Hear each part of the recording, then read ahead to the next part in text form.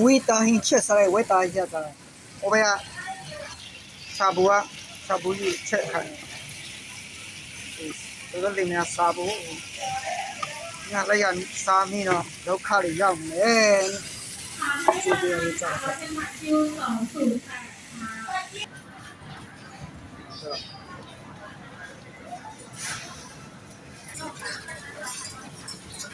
ဘူလေးအများကြီး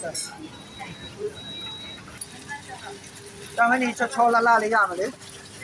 ကိုညီဘေးကနေသူများကိုနေကိုညီတဲ့စနေတော့လဲချောလာလာလေးရကြလေးရမလဲလို့ဝဲတိုင်းနေကြတယ်လို့သူများစပိုးကြီးလောက်ပြရတယ်သူများအိုးကြီးလောက်ပြရတယ်အိမ်ဆိုင်ကျနေတော်လာရောဟိုတော်လာရော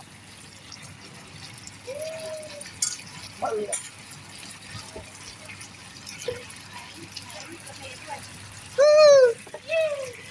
လေကြာရတော့